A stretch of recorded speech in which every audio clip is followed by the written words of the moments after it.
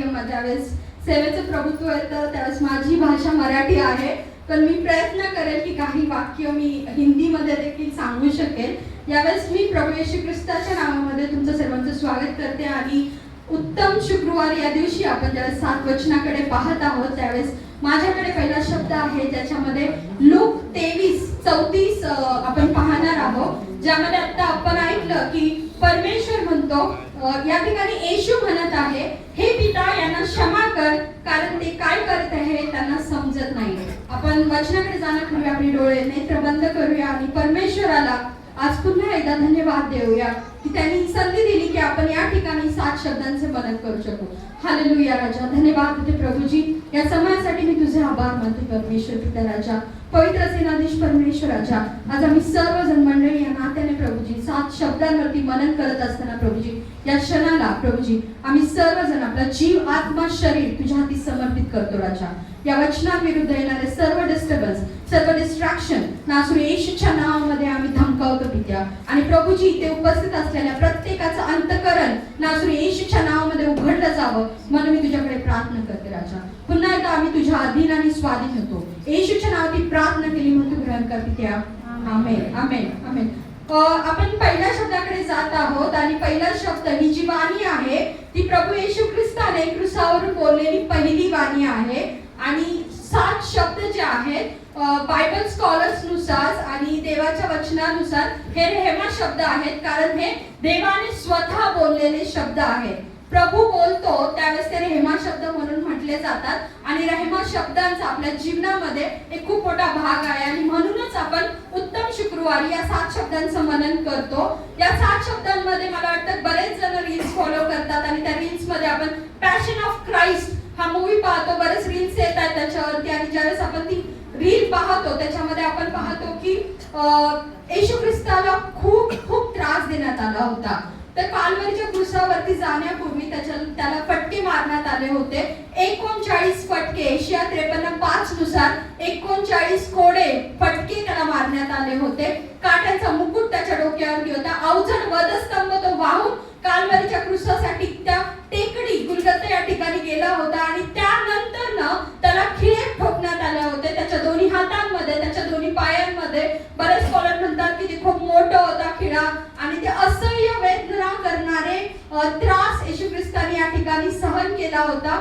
आणि या ठिकाणी येशूला मारलं जात होतं, त्याचा अपमान केला जात होता आणि खिळ्यांनी ठोकलं जात होतं. परंतु जर आपण वचनामध्ये पाहिलं तर या ठिकाणी प्रभू येशू ख्रिस्ताने ज्यावेळेस काल्वरीच्या क्रूसावरती तो 3 तास त्या ठिकाणी या वेदना सहन करत होता, प्रभू येशू ख्रिस्ताने कोणालाही प्रत्युत्तर न करता, कोणालाही शाप न देता, कोणतीही बदल्याची भावना न ठेवता त्या ठिकाणी एक मध्यस्थीची प्रार्थना केलेली आहे. आणि तीच लूक 23:34 मध्ये आपण पाहतो की प्रभू येशू ख्रिस्त या ठिकाणी मध्यस्थी करत आहे. ज्यावेळेस आपण प्रभू येशू ख्रिस्ताचं वधस्तंभ वाहण्याची जी स्थिती आहे, जी परिस्थिती आहे, त्यावेळेस आपण पाहतो तो वचन आपल्याला सांगतो तो देवपुत्र होता पण तो आपल्यासाठी मनुष्यपुत्र घडला. आणि हा जो वधस्तंभाचा काळ होता त्यावेळेस प्रभू येशू ख्रिस्त हा मनुष्यपुत्र म्हणून चालत होता. जर मनुष्यपुत्र म्हणून चालत होता तर त्या वेदना फार असह्य होत्या आणि त्याचा जो स्वभाव असेल कदाचित त्या ज्या वेदना आहेत त्या असह्य वेदना असताना देखील येशू ख्रिस्ताने कुणालाही शाप दिला नाही. त्या ठिकाणी येशू ख्रिस्ताने एक मध्यस्थीची प्रार्थना केलेली आहे. आणि तीच प्रार्थना आज आपण पाहतो की हे पिता यांना क्षमा कर कारण ते काय करीत आहेत हे त्यांना समजत नाही. जर आपण हे पाहिलं, ही वाणी जी आहे, ही जी ख्रिस्ताची वाणी आहे ते ख्रिस्ताचं हृदय दाखवतं. या ठिकाणी येशू ख्रिस्ताचं हृदय दाखवतं ते म्हणजे आहे प्रेम आहे. येशू ख्रिस्ताचं आपल्यावरील प्रेम, येशू ख्रिस्ताने आपल्यावरती केलेली दया आणि येशू ख्रिस्ताने आपल्यासाठी पित्याकडे मागितलेली क्षमा. हालेलुया. यावेळेस ही वाणी जी होती येशू ख्रिस्ताची, ही वाणी जी आहे ती वाणी आली होती वेदनेतून. त्याची पहिली वाणी जी होती ती पूर्णपणे वेदनेने भरलेली वाणी होती.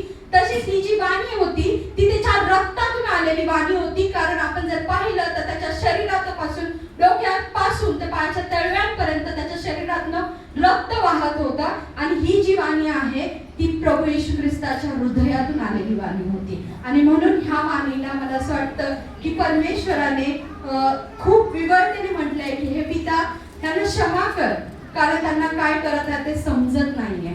आणि जर आपण यामध्ये पाहिलं सर्वप्रथम तर मला ह्या वचनाची फोड करायची आहे, ज्याच्यामध्ये सर्वप्रथम येशू ख्रिस्त म्हणतो पिता.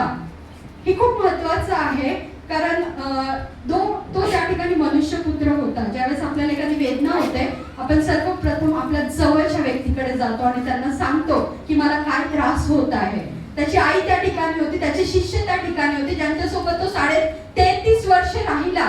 परंतु त्या क्रूसावरती असताना देखील प्रभू येशू ख्रिस्ताने त्याच्या आईला हाक नाही मारली, त्याने त्याच्या शिष्यांना हाक नाही मारली, त्याने त्याच्या स्वर्गीय पित्याला हाक मारली.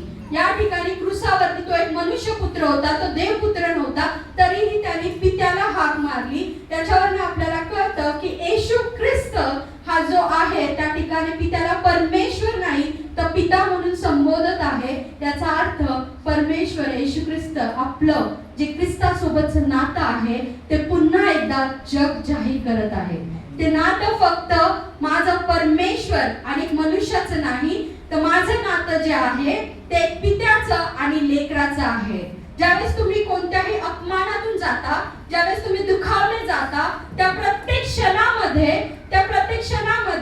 देव प्रत्येक वेळेस सांगत आहे तू अजूनही माझं लेकरू आहे. हालेलुया. तुमच्या प्रत्येक कष्टांमध्ये, तुमच्या प्रत्येक अपमानामध्ये देव बाप सांगतो की तू माझं लेकरू आहे.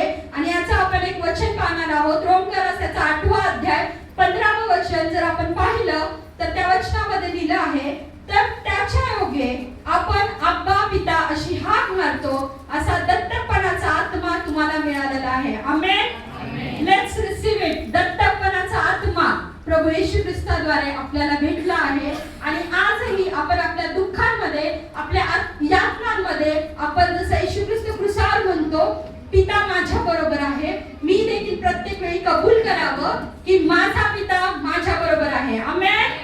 हालेलुया.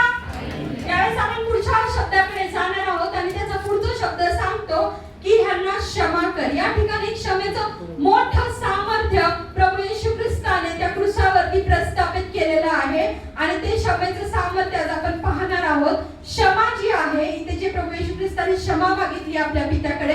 आपल्याला सर्वांना स्टोरी माहिती, आपण कित्येक वर्ष ही ऐकत आहोत. सगळ्यांना वाटतं की ते सैनिकांसाठी, रोमी लोकांसाठी, हेरोदासाठी ज्यांनी काही त्याच्या विरोधामध्ये रचलेले कांड होते, त्याच्या विरोधामध्ये परमेश्वर क्षमा मागत आहे. पण त्या क्रूसावरती, काल्वरीच्या क्रूसावरती आपल्याला देखील प्रभू येशू ख्रिस्ताने क्षमा केलेली आहे.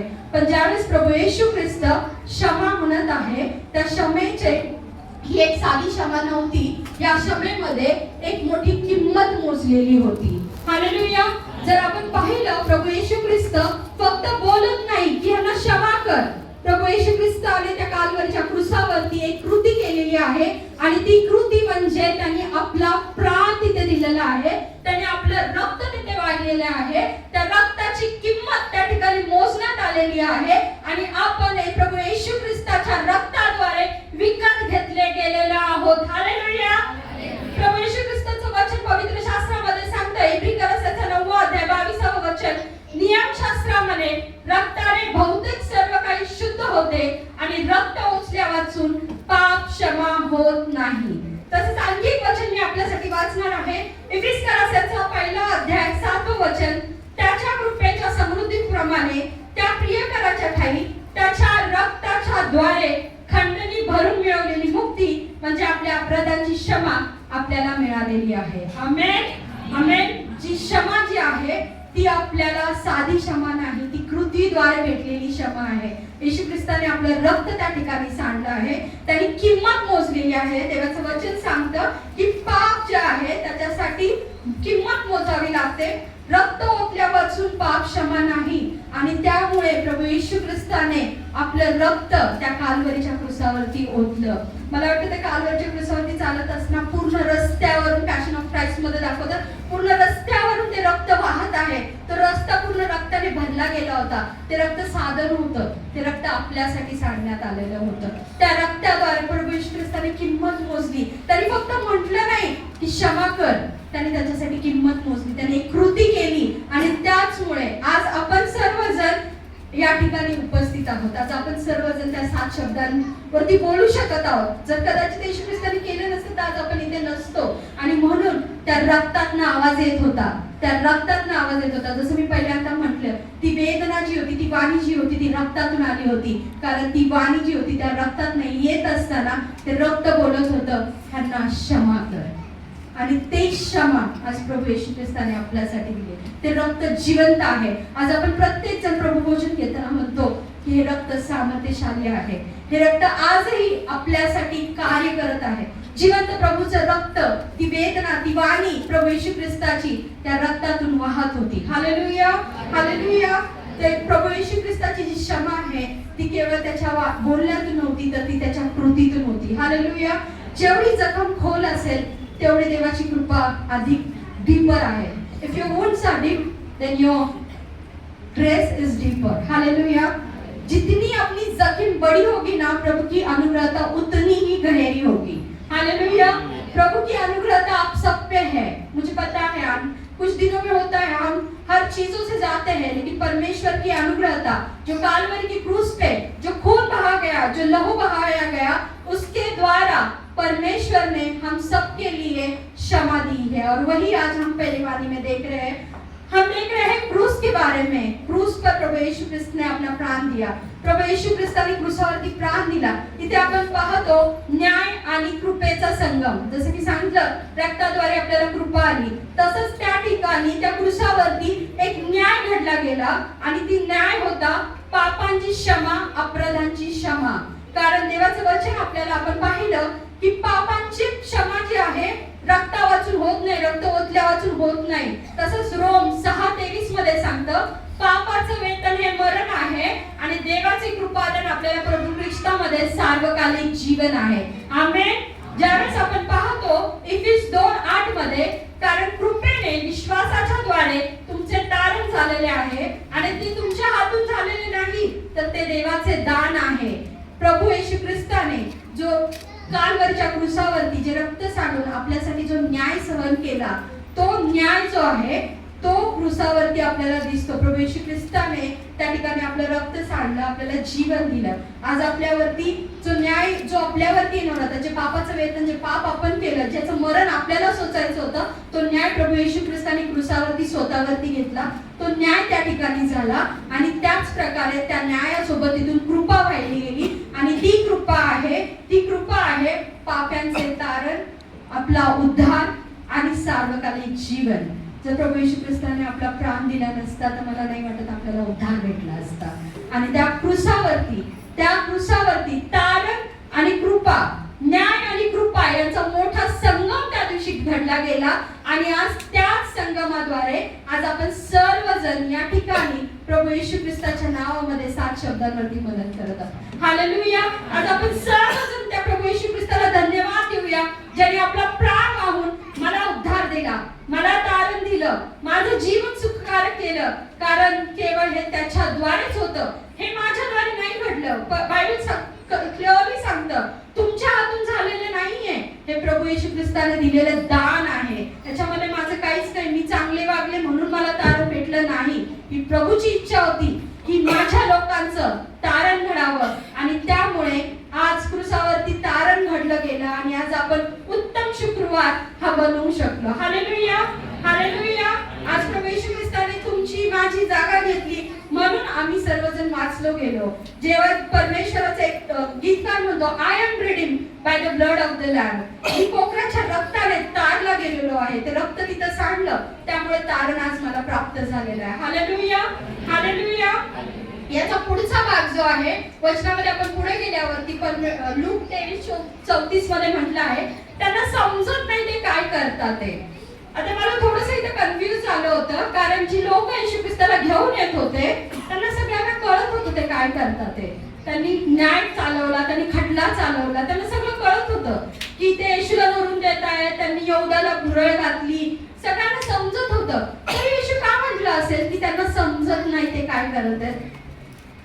कारण काही ठिकाणी येशू ख्रिस्ताने स्वतः ख्रिस्ताबद्दल सगळ्यांनी गवाही पण दिली की तू ख्रिस्त आहेस, तू मसीह आहेस. तरी पण येशू ख्रिस्त म्हणतो तू समजत नाही, त्यांना समजत नाही. तर ज्यावेळेस मी या गोष्टीचा विचार करत होते, मी स्टडी करत होते, त्यावेळेस येशू ख्रिस्त या ठिकाणी आत्मिक आंधळेपणाबद्दल बोलत आहे.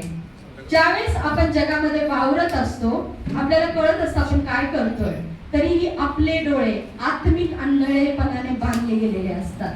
आणि याचं वचन मी जेव्हा शोधत होते देवबापाने वचन दिलंय 2 Korinth 4:4 मध्ये, त्यांची म्हणजे विश्वास न ठेवणाऱ्या लोकांची मने या युगाच्या देवताने आंधळी केली आहेत, अशा हेतूने की देवाची प्रतिमा जो ख्रिस्त त्याच्या गौरवाची सुवार्तेचा प्रकाश त्यांच्यावर प्रकाशू नये.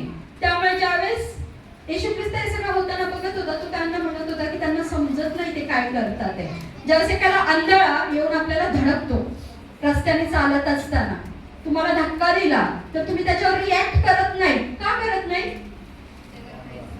कारण आपल्याला माहित असतो तो आंधळा आहे, आंधळेपण आहे ना, तो अंध आहे, त्यामुळे आपण रिॲक्ट करू शकत नाही. तसंच आत्मिक जीवनामध्ये ज्यावेळेस एखाद्याला आत्मिक आंधळेपणा येतो त्या बाबतीत आपण काहीच करू शकत नाही. त्यांच्यासाठी फक्त प्रार्थना करण्याचं एकच मार्ग आहे जो येशू ख्रिस्ताने क्रूसावरती आपल्याला दाखवून दिलाय. येशू ख्रिस्त तिकडे असताना देखील त्यांच्यासाठी प्रार्थना करत होता, त्यांच्यासाठी क्षमा मागत होता. आणि आज मी या वचनामध्ये सगळ्यात जास्त महत्त्वाचं हे शिकलेले आहे की आपण त्यांच्यासाठी प्रार्थना करायची, कारण देवाच्या वचनानुसार विश्वास न ठेवणाऱ्यांसाठी तो आत्मिक आंधळेपणा आहे. आणि आपल्याला देखील या वचनाद्वारे शिकायचंय, मी कुठेतरी आत्मिक अंधारामध्ये गेलेलो आहे का? खूप मोठा प्रश्न आहे हा. आज आपल्याला देखील बघायचंय, कारण आपल्याला सगळं समजतं. जसं सैनिकांना समजत होतं की फटके मारायचे, खिळा ठोकायचा आहे, होऊ शकतं मला पण सगळं समजतं, पण मला आज स्वतःचं परीक्षण करायचंय की मी कोणत्या तरी आत्मिक आंधळेपणामध्ये आहे का? आणि जर आहे तर आज परमेश्वराकडे आपण समर्पण करायचंय की प्रभू माझे आत्मिक डोळे तू उघड. Hallelujah, hallelujah. कारण मी लोकांवरती विजय नाही मिळवणार, तर मी अंधकारावरती विजय मिळवणार. हालेलुया. येशू ख्रिस्ताने काल्वरीच्या क्रूसावरती, त्या क्रूसावरती रक्त वाहून अंधकारावरती विजय मिळवला होता. आजही तो येशू ख्रिस्त काल, आज आणि युगानुग सारखा आहे आणि तो आपल्याला सांगतो की आपण अंधकारावरती विजय मिळवायचा आहे. Hallelujah, hallelujah. यावेळेस आपण ज्यावेळेस पुढे जातो त्यावेळेस परमेश्वराचं वचन आपल्याला सांगतं की आपल्याला परमेश्वराने सांगितलं की समजत नाहीये म्हणून आपण पुढे समजत नाहीये म्हणून आपण त्यांच्यासाठी प्रार्थना करायची आहे. आणि ज्यावेळेस तुम्ही प्रार्थना करता ती क्षमेची प्रार्थना असावी. आणि ज्यावेळेस तुम्ही क्षमा करता त्यावेळेस तुम्ही तुमच्यासाठी एक स्वर्गाचं दार उघडता. देव बापाने आपल्याला क्षमा केली आणि क्षमा ही मुक्ततेची किल्ली आहे. त्यामुळे आपण सर्वांना क्षमा करणं फार गरजेचं आहे. त्या काल्वरीच्या क्रूसावरती पहिल्या शब्दातून प्रभू येशू ख्रिस्ताने आपल्याला शिकवलं आहे की आपण सर्वांना क्षमा केली पाहिजे, आपण प्रार्थना केली पाहिजे. आणि ह्याच्यामध्ये कोणत्याही प्रकारची कमजोरी नाहीये. ज्यावेळेस लोक समजतात की हे लोक रिॲक्ट नाही करत, हे लोक येशू ख्रिस्त काय बोलत नाहीये, ही कमजोरी नाहीये, ही परमेश्वराची ताकद आहे. येशू ख्रिस्ताचं सामर्थ्य आहे क्रूसाचं आणि तेच सामर्थ्य घेऊन आज आपल्याला चालायचं. जर आपल्याला येशू ख्रिस्त या जगामध्ये दाखवायचं आहे माझ्याद्वारे, कारण मी क्रूसावरती खिळलेला आहे येशू ख्रिस्तासोबत, तर ते प्रत्युत्तर आपली कमजोरी नसावी, तर ते आपल्याला शत्रूवरती जिंकण्याचं सहाय्य असावं. हालेलुया. आपलं सामर्थ्य असावे. जर मी क्षमा केली तर मी देव जिंकतो, मी वाईटाला चांगल्याने जिंकतो. आणि मी जेव्हा क्षमा करतो माझी कैद सुटते, माझी बंधनं तुटतात आणि माझ्या आत्मिक दरवाजे उघडले जातात. हालेलुया. आपण ज्या क्रूसाकडे पाहतो, जो क्रॉस आपण प्रत्येकजण घालून फिरतो, त्या क्रूसावरती जी सर्व रक्त सांडलं गेलं आहे त्याचं सौंदर्य आल्यामुळे आपण आज चालू शकतोय. त्यामुळे आपल्याला देखील तो क्रूस व्हायचा आहे, पण तो येशू ख्रिस्ताच्या सौंदर्याचा आहे हे आपल्याला प्रत्येक दिवशी लक्षात ठेवायचं. हालेलुया. येणाऱ्या दिवसांमध्ये परमेश्वर तुमच्या प्रत्येकाच्या जीवनामध्ये कार्य करो आणि आपल्याला देखील जसं प्रभूंनी क्रूसावर क्षमा केली ती क्षमा करण्याची कृपा परमेश्वर आपल्याला देव. आमेन. हालेलुया. थँक्यू.